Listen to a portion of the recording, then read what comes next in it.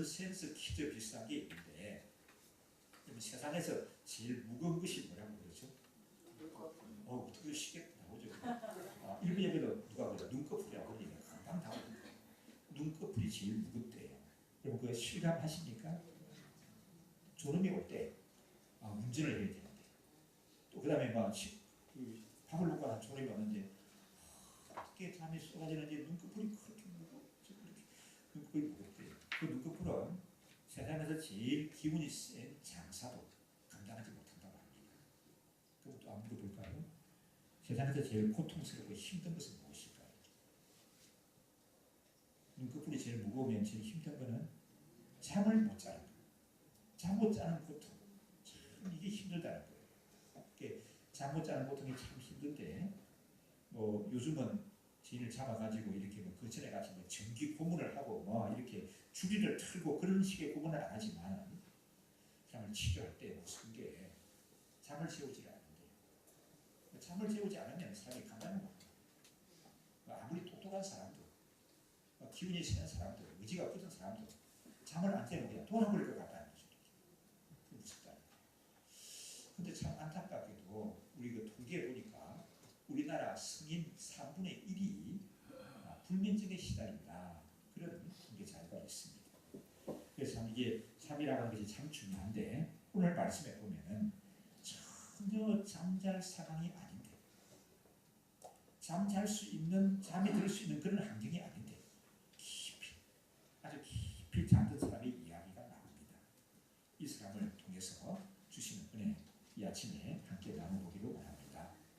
다시 사도행전을 시리즈로 돌아가서 보면은 예루살렘 교회에 또 큰 핍박이 있었어요. 그 전에 언제 핍박이 있었죠? 스데반 집사님이 순교하잖아요. 그래서 예루살렘에 있던 성도들이 곳곳으로 다 흩어지게 되어졌죠. 그런데도 그 예루살렘 교회에 남아있는 성도들이 있었는데 그 예루살렘 교회에 큰 핍박이 있었습니다. 성경에 보니까 헤롯 왕이 손을 들어서 교회 중 몇 사람을 해하려고 했다. 그렇게 말씀하죠. 우리 1절과 2절의 말씀 함께 한번 읽겠습니다. 그때 헤롯 왕이 손을 들어 교회 중 몇 사람을 해하려 하여 요한의 제자들을 칼로 죽이니 누가 누구를 죽였다고요? 헤롯 왕이 누구를 죽였어요? 야고보를 죽였다. 그렇게 말하는데 성경에는 헤롯이 여러 명 나옵니다. 다 같은 사람이 같은 헤롯이 아니에요. 여러 헤롯이 나오는데 오늘 말씀에 나오는 이 헤롯 그 야고보 사도를 해친 이 헤롯은 어떤 헤롯인가 하면 정확하게 말하면 헤롯 안티파스 1세입니다. 헤롯 아그리파 1세입니다. 헤롯 아그리파 1세라는 사람이에요. 그럼 우리에게 잘 알려진 헤롯은 어떤 것인가 하면은 예수님이 태어났을 때 2살 아래로 사내 아이들은 다 죽이라. 그러면서 동방박사를 만난 헤롯이 나오죠. 그게 헤롯은 뭔 헤롯인가 하면은 헤롯 대왕이라고 그렇게 구별을 합니다. 이 사람은 이 헤롯 아그리파 1세 오늘 말씀에 나오는 이 헤롯은 헤롯 대왕하고 어떤 관계에 있는가 하면은 그 손자예요. 헤롯 대왕의 손자입니다. 그리고 또 헤롯이 어떤 헤롯이 나옵니까? 선지자 중에서 제일 큰 선지자라고 하는 사람 누구죠? 세례 요한을 죽인 사람이 나와요. 세례 요한이 자기 잘못을 지적을 하니까 세례 요한을 목을 베서 죽였다고 하셨습니다. 그리고는 두림에 빠져가지고 죽은 세례 요한을 두려워하는 그런 헤롯이 나오죠. 그 헤롯은 헤롯 안티파스라고 그렇게 얘기합니다. 오늘 말씀에 나오는 이 헤롯의 삼촌이에요. 삼촌입니다. 근데 이제 여러 헤롯이 나오는데 이 헤롯 가문은 유대인들이 좋아하지 않아요. 유대인이 아닙니다. 그럼 어디 사람인가 하게 되면은 에돔 사람이에요. 에돔 사람이 조상이 누구죠, 여러분? 창세기 보게 되면은 유대인들의 조상은 누굽니까? 야곱, 이스라엘이라고 합니다. 그러면은 에돔 사람의 조상은 누굽니까? 에서예요. 그 형제가 그때도 사이가 안 좋더니만은 그 자손들도 사이가 안 좋아요. 조상들이. 걔가 오랫동안 다투는데 이 에돔 사람인데 이 사람들이 이 에서의 후예들이 그 로마의 왕의 로마 황제로부터 왕으로 임명을 받았습니다. 빌라도 같은 사람은 예루살렘 지역을 다스리는 총독으로 임명을 받아왔고요.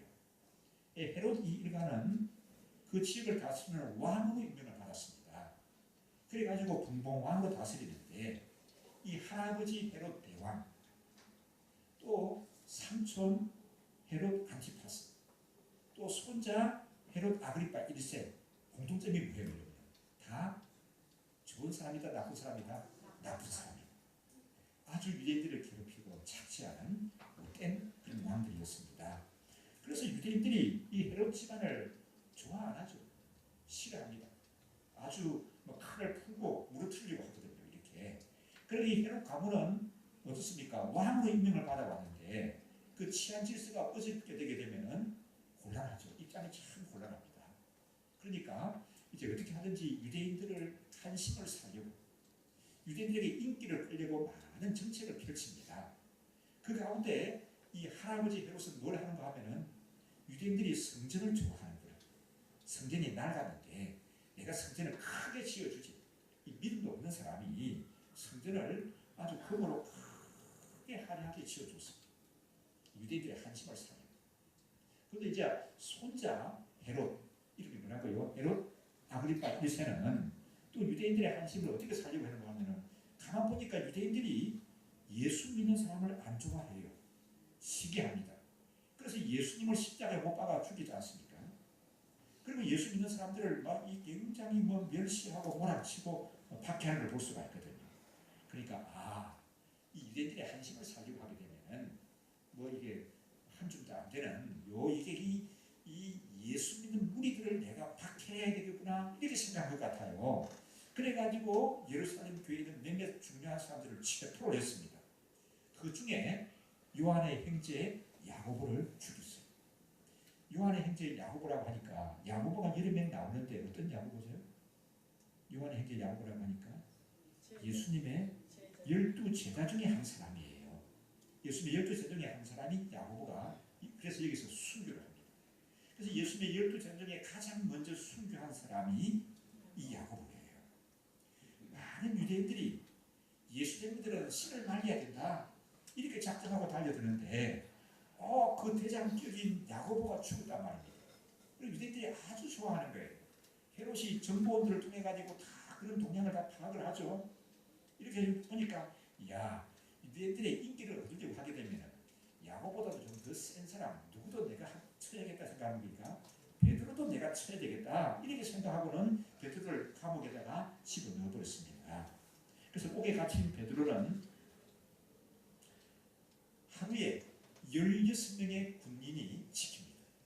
4교대를 나누어 가지고 4명씩 이렇게 16명이 지키는 거예요. 2명은 베드로를 감옥에 집어넣고 쇠사슬을 가지고 같이 묶여 있는 거예요. 같이 손발이 같이 묶여 다 나지 못하게 2명이 묶여 있고 2명의 군사는 또 문 앞에서 이렇게 지키고 있는 겁니다. 그리고 이제 날이 밝으면 이 베드로를 끄집어내서 많은 사람이 보내서 죽이겠다는 거죠. 그래서 이제 헤롯이 유대인들로부터 한심을 사겠다 이런 계획 속에 있었던 것입니다. 보통 이 감옥에서 사행 언도를 받은 사행수에게도 네가 언제 죽는다 이 날짜를 안 가르쳐 준대요. 왜냐하면 사행 언도를 받기 때문에 내가 언젠가는 사행 당할 것이다 이렇게 생각하는 사람도 막상 구체적으로 자기가 어느 날 죽는다는 걸 알게 되게 되면 못 견딘대요. 그래서 하도 소동을 부린다는 거거든요. 그래서 또 사행수의 인기도 고려할 겸 미리 날짜를 알려주지 않는다고 얘기를 하거든요. 그런데 이 베드로는 어떻습니까? 베드로는 지금 어떤 모습을 가지고 있죠? 우리 5절 6절 한번 읽어보실까요?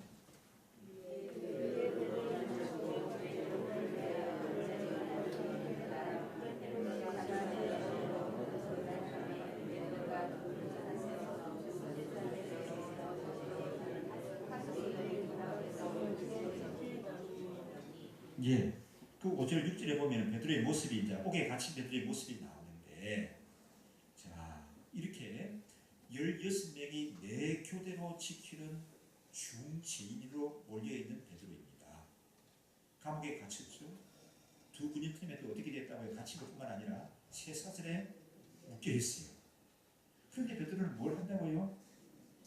누워서 자는 거예요. 그 누웠겠습니까? 묶인 사람이. 이게 누웠는데 하여튼 누워가지고는 그냥 고난 잠에 빠졌다는 겁니다. 자, 쇠사슬의 메인체로 누워서 고난 잠이 들었다. 여러분 한번 생각해 보십시다. 어떻게 이런 상황 가운데 잠을 잘 수가 있을까요?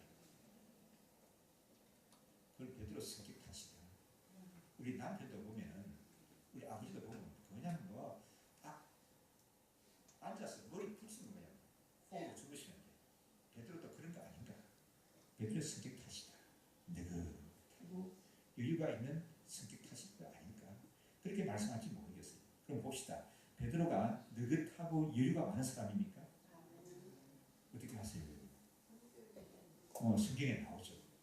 성경에 나오는 베드로를 보게 되면 베드로는 느긋하고 여유 있는 사람이 아니에요. 굉장히 조급한 사람입니다. 맞습니까, 여러분? 조급하고 급해요. 조급하고 급한 게 아니라 사람이 금방금방 바뀌어요. 이렇게 사람이. 이게 느긋하고 꾸준한 이게 좋은 건데 꾸준하지는 못해요. 어떻게 바뀔지 모릅니다. 보세요. 우리 예수님이 제대로 발을 씻겨주고 계십니다. 그래 베드로가 속에서 열불이 났어요. 아니 이것들이 스님의 발을 씻겨준다고 가만 발을 내밀고 있어. 그래도 우리가 씻겨드려야지. 그것까지는 좋았습니다. 그래가지고 선생님 제 발은 절대 못 씻겨요. 내가 스님 발을 닦아드려야죠. 제 발을 내밀 수가 없습니다. 예수님 말씀이 뭐라고 하십니까? 내가 네 발을 씻겨주지 않으면 너와 내 상관이 없다. 사람이 한방 바뀌어버려. 뭐라고 말합니까? 내 몸까지도 씻어주세요. 이렇게 나선다 말이에요. 너가 세 번 나를 모른다고 부인할 것이다. 그렇게 말씀하죠. 내가 다른 사람은 몰라도 저는 믿어도 됩니다. 끝까지 주님을 따를 것이요. 우리 주님 곁에 가장 가까이 있을 것입니다. 근데 잘 안 하죠. 그래도 용기 있게 또 한 분은 이것들이 어디 우리 예수님을 붙잡으려고 해 칼을 뽑아가지고 휘두르기도 했죠. 그러지만 금방 예수님 모른다고 그냥 부인해버리고 돌아서는 그런 베드로입니다. 자, 그러니까 이 초급하고 변덕스러운 사람이거든요. 잠이 깊이 들었다는 거예요. 여러분, 잠을 주무시려면 깊이 주무시려면 필요한 게 있습니다. 뭘 해야 되는 거죠? 이 마음이 편해야 됩니다. 맞습니까, 여러분? 나는 마음 안 편해도 누웠다 하면 잔다. 그런 사람은 참 특별한 사람입니다. 대부분의 사람들은 마음이 편해야 주무실 수가 있는 거예요. 마음이 편하지 않게 되면 몸은 누웠는데 잠이 안 와요. 차라리 앉아 있으면 괜찮은데 TV를 본다든지 뭐 책을 본다든지 하면 되는데 누워서 잠은 청했는데 잠이 들지 않고 뜬 눈으로 밤을 새운다게 되면 그건 큰 고통이거든요. 그런데 이 베드로를 보십시다. 이게 잠을 잘 만한 상황입니까? 어떻게 됐다고요? 감옥에 갇혔습니다. 감옥에 갇히고 또요. 잠자기에 어려운 환경이 감옥에 갇힌 것뿐만 아니라 또 어떻게 됐다고요? 쇠사슬에 묶여있고요. 그 다음에 또 어떻습니까? 날이 밝으면 어떻게 된다고요? 체행당할 거예요. 날이 밝으면 체행당하는 겁니다. 그런데 이 베드로는 우리가 아는 평상시에 알던 베드로와는 다르게 여유와 큰 평안함을 가지고 깊이 잠들어 있는 것입니다. 여러분, 이런 베드로의 두툼한 배짱이 부럽지 않습니까? 사람이 이렇게 좀 배짱이 있어야지. 어디 그런 건가요, 여러분? 어떻습니까? 이 배짱에서 오는 것일까요, 이게? 그러면 이런 여유와 평안함이 어디서 오는 것일까요? 무엇이 베드로로 하여금 그런 환경 속에서도 깊이 잠들 수 있는 평안함을 줬을까요, 여러분? 베드로에서 성격에서 오는 거라고요? 아니라고 했죠, 성격에서 오는 것이 아닙니다. 두툼한 배짱에서 오는 것입니까? 그것도 아니에요. 그럼 뭐예요? 오늘 말씀이 그 비밀을 얘기해 주고 있습니다.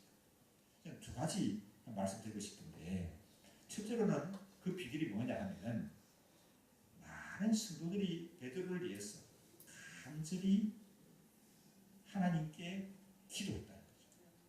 많은 성도들이 베드로를 위해서 간절히 기도했다. 그렇게 말씀합니다. 우리 5절의 말씀을 다시 한번 보실까요? 예,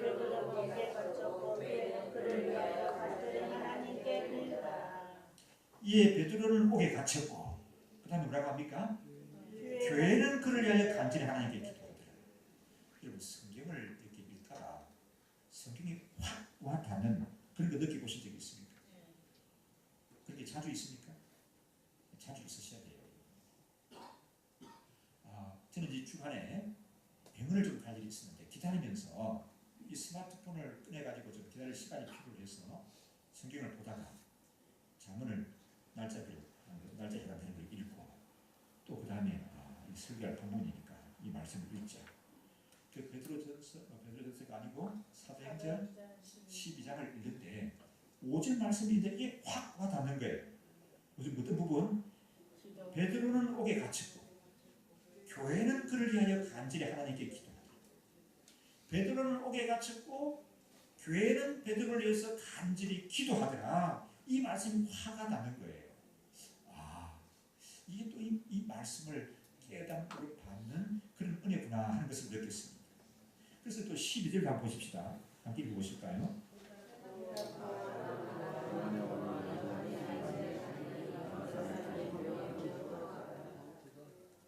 도무지 상상할 수 없는 그런 방법으로 베드로가 석방이 되죠.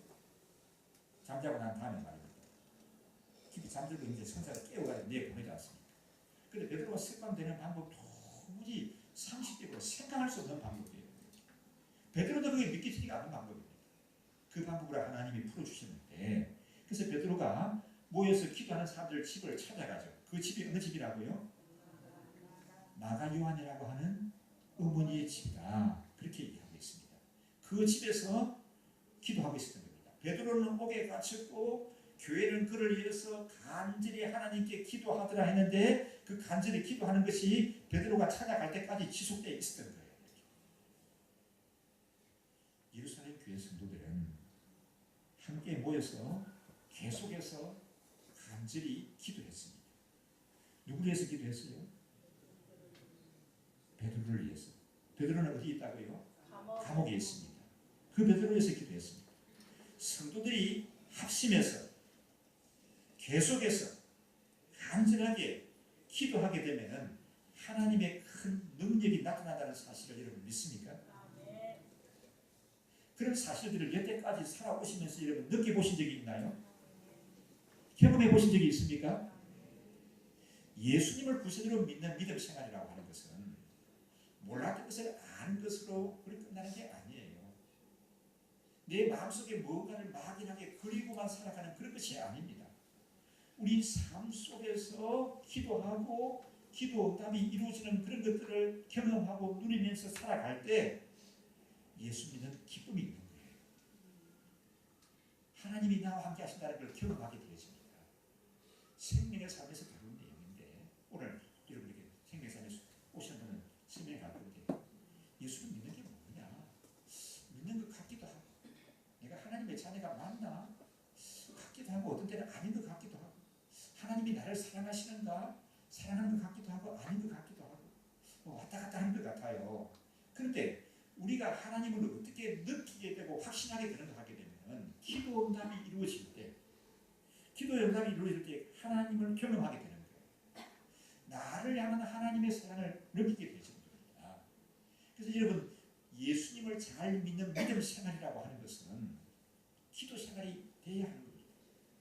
기도를 통해서 하나님의 능력을 경험하고 나아가야 하는 거예요.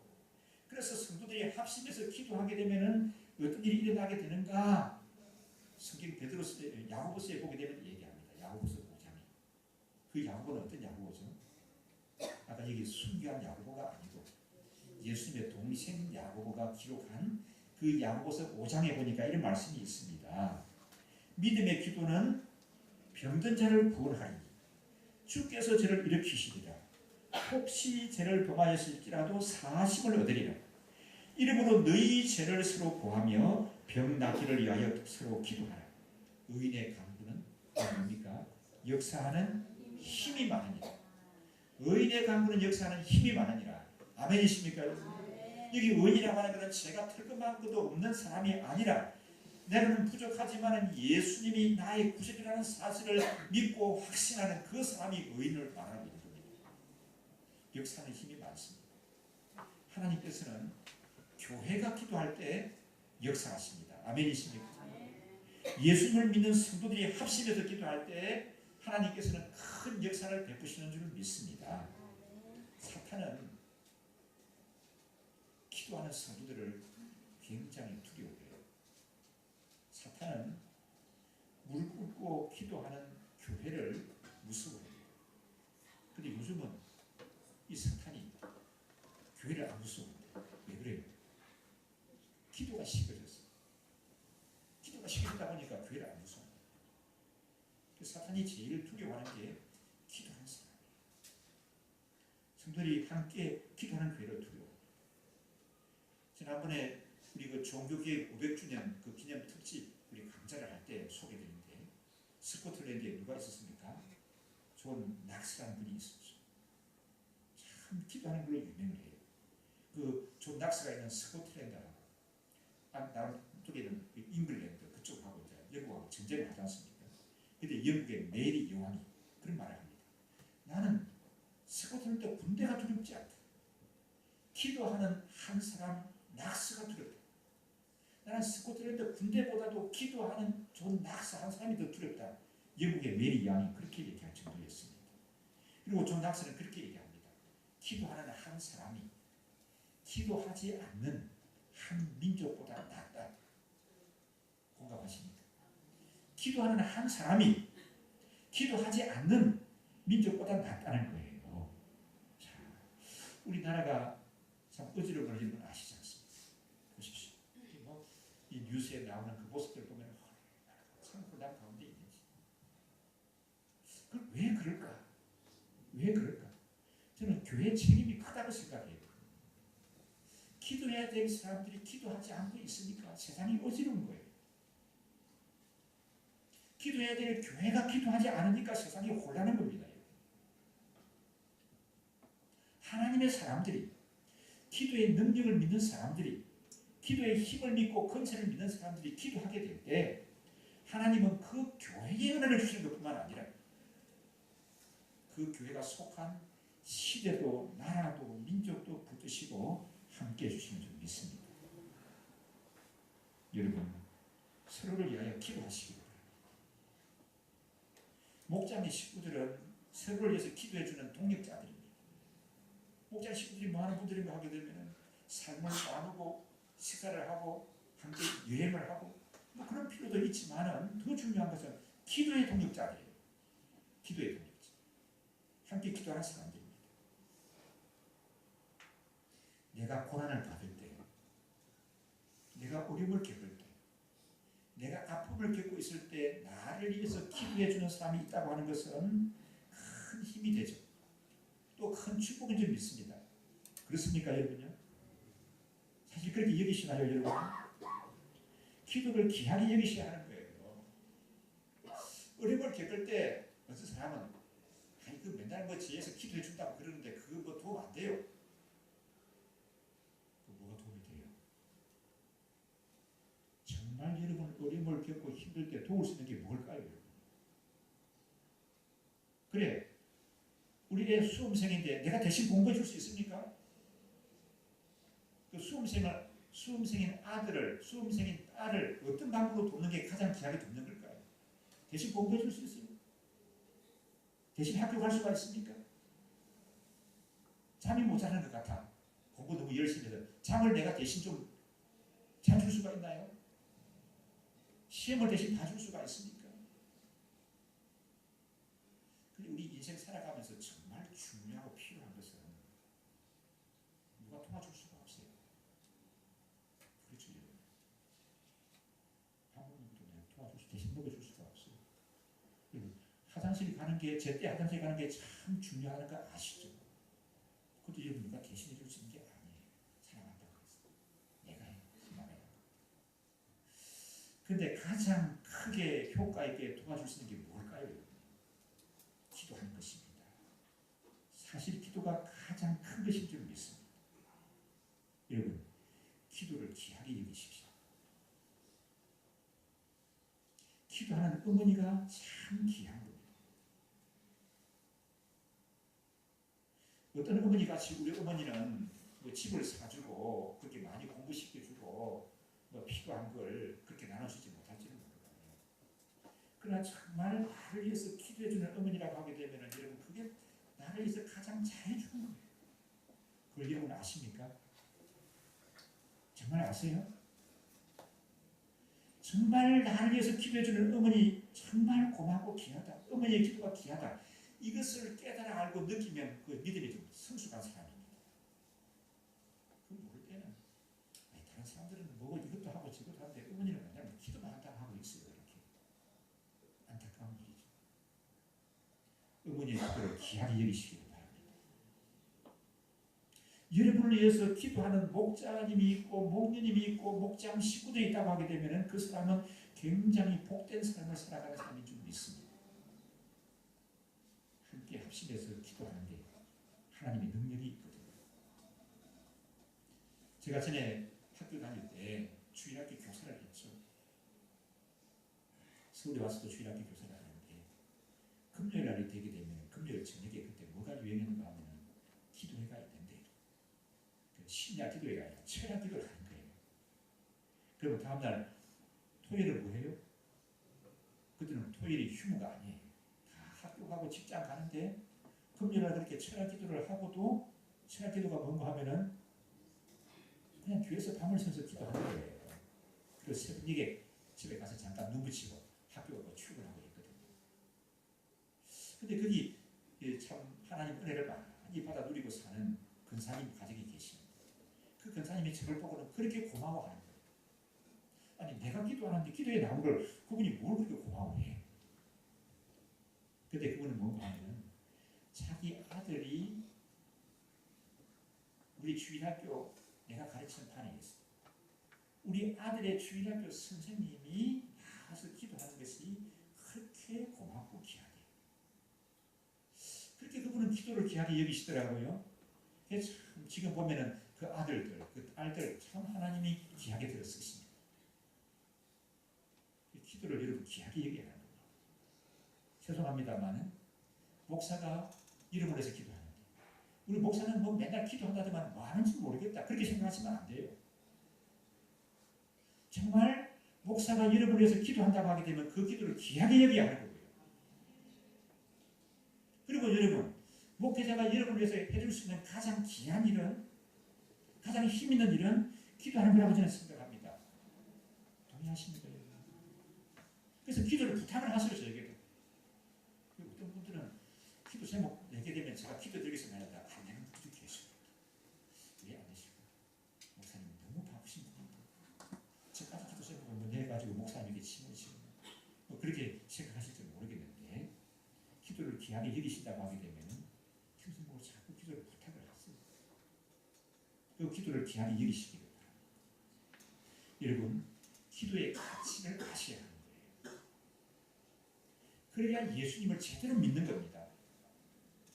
우리 부활하신 예수님을 구세주로 믿고 하나님의 자녀로 살아가는 것은 예수님의 발자취를 따르는 것은 내 상식을 넘어서고 세상의 경험을 넘어서는 그런 하나님의 은혜를 경험하는 거거든요. 사랑이 꽉 막힌 것 같아도 하나님의 능력으로 풀고 그 하나님의 능력으로 극복하고 나아가는 거거든요. 이기는 삶을 사는 거거든요. 그 원동력이 되어지는 것이 기도입니다. 여러분 기도를 귀하게 여기십시오. 베드로는 감옥에 갇혔습니다. 쇠사슬에 묶여 있습니다. 하루에 16명이나 되는 사람들이 지키고 있습니다. 날이 밝으면 그는 풀려 나와서 처형을 당할 그런 상황입니다. 그런데도 그가 깊이 편안함을 누리고 기도할 수 있었던 것은 그 비결이 어디에 있었다고요? 잠을 잘 수 있었던 것은 그 비결이 어디에 있었습니까? 베드로는 감옥에 갇혔는데 교회는 그를 위해서 간절히 지속해서 기도했더라 말씀하고 있습니다. 두 번째로 베드로가 그런 상황 가운데서도 편안히 잘 수 있었던 비결이 무엇일까? 베드로는 자신의 생명이 하나님의 손에 달려있다는 사실을 확신했습니다. 헤롯 왕이 물론 자기를 죽일 수도 있고 살릴 수도 있고 감옥에서 놓아줄 수도 있고 그냥 무죄 석방할 수도 있고 뭐 어떻게 할 수 있는 그런 현실적인 힘을 가지고 있지만은 그러나 베드로의 생명은 헤롯 왕의 손에 있는 것이 아니라 누구 손에 달려 있다고요? 하나님의 손에 달려 있다는 사실을 확신했어요. 그래서 하나님을 신뢰하고 하나님께 모든 것을 맡기는 믿음이 있었어요. 우리의 생명을 누가 주관을 하죠? 우리 사장님께 달려 있어요. 우리 팀장님께 달려 있습니다. 그 눈에서 벗어나면 나는 그냥 죽은 목숨이 아니라 내 생명을 누가 지고 계십니까? 누구 손에 달려 있습니까? 하나님께 있습니다. 그래서 시편에도 보면은 이런 사실을 잘 깨달아서 얘기합니다. 내가 편안히 눕고 자기도 하리니 나를 안전히 거하게 하시는 이는 오직 여호와시니. 내가 편안히 눕고 자기도 하리니 나를 안전하게 거하게 하시는 분은 하나님이시다. 그렇게 말씀합니다. 내 건강의 문제도 하나님의 손에 있습니다. 아멘이십니까? 우리 자녀들의 문제도 하나님께 달려 있습니다. 아멘이십니까, 여러분?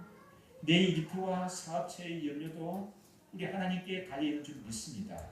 아멘이십니까? 그래서 베드로 사도가 이때로부터 풀려나고 나서 좀 시간이 지난 다음에 베드로 전서에 보면 이렇게 말씀합니다. 너희 염려를 다 주께 맡기라. 너희 염려를 다 주께 맡겨버리라. 왜냐하면 주님이 너희를 돌보시기 때문이다. 그렇게 고백하는 것을 볼 수가 있습니다. 자, 우리 살아가는 것이 참 어렵고 아마 모르긴 해도 지금도 우리 열심히 있는 대한민국을 살아가는 국회의원들께서 주일날인데도 국회에서 많은 분이 계신다고 그런 것 같죠. 그 말을 뭔가 하면 참 곤란스럽다는 겁니다. 국회에 계시고 요즘 사람들이 그렇게 장사가 안 된다고 그래요. 그거 보면은 전에 이제 우리 교회가 있을 때 그 미래성태로 쭉 보게 돼요. 그 길가를 쭉 걸어서 이 올림픽 공원 장미국 광장까지 오는 건물들마다 붙어 있는 게 있어 뭐예요? 임대라고. 어떤 건물은 제가 2년 동안 보는데도 2년차 동안 지금 임대한다고 써붙여 놓은 게 있습니다. 앞에 이 거리 여기도 보게 되면 임대했던 건물이 참 장사가 안 돼요. 이 돈이 돌아야 되는데 돈이 안 돈다고들 얘기를 합니다. 경제를 어렵다고 하는데 보니까 통계치면 여러분 국민 소득이 3만 불을 넘었습니까? 3만 불 넘었다고 하잖아요. 그리고 우리가 좀 여유를 누려야 되는데 여유를 가지지 못합니다. 그 원인이 뭔가 뭐 여러 가지들을 말하는데 제가 또 요 최근에 한번 생각하는 이런 것 같아요. 그 사람들이 이 돈이 좀 돌고 이렇게 좀 소비를 하고 사람이 쓰고 그래야 이게 다 이렇게 장사가 되고 그러는데 가만 보게 되면은 이 주위에 인테리어 하나 공사하는 데는 많습니다. 인테리어 하다 보니까 이 스마트폰 가게가 들었었어. 스마트폰 가게가 들었었구나 하니까 또 좀 지나니까 또 인테리어 공사를 해요. 좀이 바뀌나 보니까 떡볶이 가게를 해요. 또 떡볶이 가게를 하는가 보다 싶으니까 또 얼마 전에 또 인테리어 공사를 또 합니다. 또 뭘 하나. 그래서 인테리어 공사를 이렇게 오래 하고 있나. 내 저 집은 자꾸 업종이 바뀌지. 또 주석. 뭐 주석 판다고 해도 바뀌었어. 또 어떻게 또 바뀔지도 모르겠어. 그런 상황들이 왜 그런가? 그 주요한 원인 가운데 하나가 사람들이 요 근래 와가지고 100세 시대 맞습니까? 100세 시대. 100세 시대를 얘기하다가 보니까 그 어떤 문제에 걸리는가 하면 노후를 준비해야 되지 않습니까? 노후를 준비하는 건 맞아요. 다 준비해야 되죠. 그런데 너무 노후 문제에 지나치게 매여 있는 겁니다. 많은 사람들, 노후 문제에 매여 있는 많은 사람들, 자기가 가진 거 다 못 먹고 돌아갈 사람들을 수두룩해요, 여러분요. 예부터 그런 말이 있죠. 자기가 가진 거 다 먹고 가는 사람 있다 없다? 잘 모르시죠. 자기가 가진 거 다 먹고 가시는 사람 없대요. 그런데 이상하게 트렌드가 노후 문제 이게 굉장히 사람들이 집착돼 있어요. 그다음에 이런 게 굉장히 분위기를 위축시킵니다. 그래서 지갑을 열지를 않는데요. 이 노후 문제가 너무 무거운 짐이 되어 있다고 말하고 있습니다. 그래서 우리가 아셔야 할 것은 우리 사도 베드로께서 말씀하죠. 너희 염려를 다 주께 맡겨버리라. 주께서 너희를 돌보신다. 그렇게 말씀하죠. 우리 노후도 결국 누구 손에 있습니까? 여러분? 내가 준비를 물론 갖추어야 하겠지만 준비를 잘 갖추는 거기에 달려있는 것이 아니라 내 노후 문제까지도 하나님의 손에 있는 줄 믿습니다. 아멘이십니까? 아멘은 잘 안 하십니다. 내 노후 문제도 우리 앞날의 문제도 하나님께 있죠. 그래서 우리 다윗이 이렇게 고백하지 않습니까? 여호와는 나의 목자시니 내가 부족함이 없습니다. 여호와 하나님을 나의 목자로 삼고 살아온 내 인생은 이때까지 부족함이 없는 삶이었습니다. 앞으로 내가 사망의 음침한 골짜기에 헤매는 것과 같은 그런 일을 혹시 당한다 할지라도 내가 두려워하지 않을 것입니다. 왜냐하면 지금까지 나를 인도하시고 지키신 목자가 되신 하나님 아버지께서 주의 지팡이와 막대기로 나를 인도하시고 붙들어 주실 것을 믿기 때문입니다. 그렇게 고백하는 것을 볼 수 있습니다. 이런 다윗의 고백이 우리 모두의 고백이 되셔야 줄 믿습니다. 나의 도움이 전능하신 하나님께 있다는 사실을 알고 주님을 바라볼 때 내 앞길을 주님께 맡길 때 그게 뭐가 있습니까? 평안함이 있는 것이다. 그래서 사형 집행을 앞두고 있고 감옥에 갇혀 있고 새 사슬에 묶여 있는 그런 입장에 놓여 있는 베드로이지만 어떻다고요? 내 영혼이 편안하다. 내 영혼이 편안하다 하고 편안하게 거기서도 잠을 잘 수가 있었습니다. 주님을 바라보는 믿음이 있었기 때문이에요. 말씀을 준비하면서 이 찬송이 생각이 났습니다. 주 날개미 내가 편안히 쉬네 밤 깊고 비바람 불어쳐도 아버지께서 날 지켜주시니 거기서 편안히 쉬리로다. 할 수 있는 분은 다 함께 하십시다. 주 날개미 평안하다 그 사랑 그늘 찬이요 주 날개미 내 신은 영원히 거기서 살리.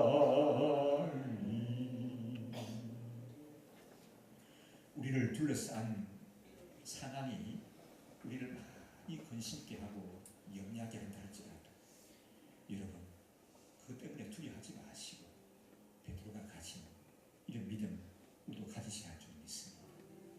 여러 사람들이 유행같이 얘기합니다. 요즘 나라를 생각하면 잠이 안 온다. 교육도 그렇고 경제도 그렇고 정치 상황도 그렇고 남북 관계도 그렇고 이 나라 앞날이 걱정입니다. 또 어떤 분들은 한술 듣고 나는 이미 이렇게 살아왔지만 앞으로 우리 사랑하는 아들들이나 손자들은 어떻게 살지 걱정스럽다. 그렇게들 많이 걱정을 해요. 어떤 분은 그런 얘기하는 분들이 있어요. 내가 좀 교육부 장관이 좀 나서야 됩니다. 당신이 나서도 어떻게 할 건데? 모르겠다. 나도 나서도 방법이 없잖아. 너무 답답하니 가는 얘기지. 답답하니 간다는 거죠. 자기가 좀 나가서 경제 문제를 풀고 싶지. 당신 방법이 있느냐? 방법이 없다. 그럼 왜 그런 소리 하느냐? 너무 답답하니까 하는 얘기지. 뭐 그렇다는 겁니다. 그러나 이 모든 것을 주관하시는 분은 우리 하나님이시라는 사실을 놓치지 마셔야 할 줄 믿습니다. 사람이 뭘 하고 정권이 바뀌고 이렇게 해도 결국 다 누구 손에 있습니까? 내 아버지. 내 아버지. 누구 아버지예요? 여러분의 아버지. 내 아버지 하나님의 손에 있다는 사실을 믿고 확신하시기를 바랍니다.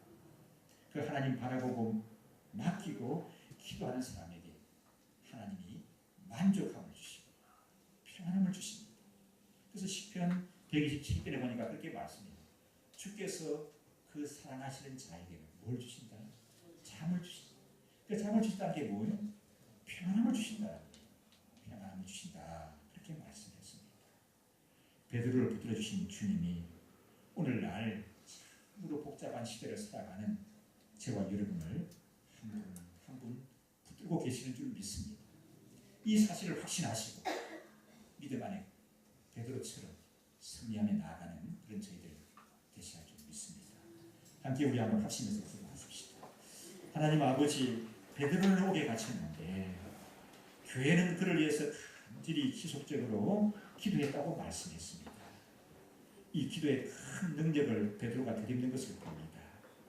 하나님 아버지, 참 우리가 기도를 귀하게 여기게 하시고 늘 기도의 권세와 능력을 덧입고 살아가는 사람들이 되게 하여 주옵소서.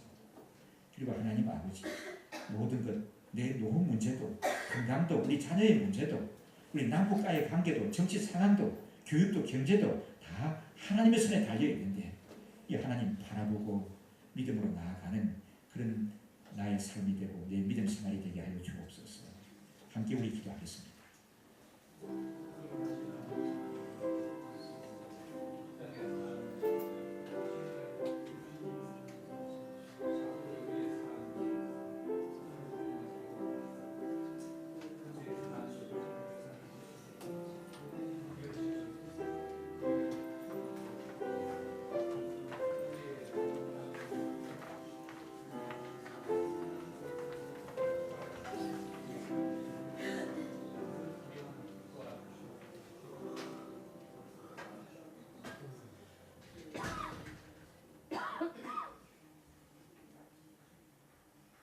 아버지 하나님, 참 힘든 시대를 살아간다고들 합니다.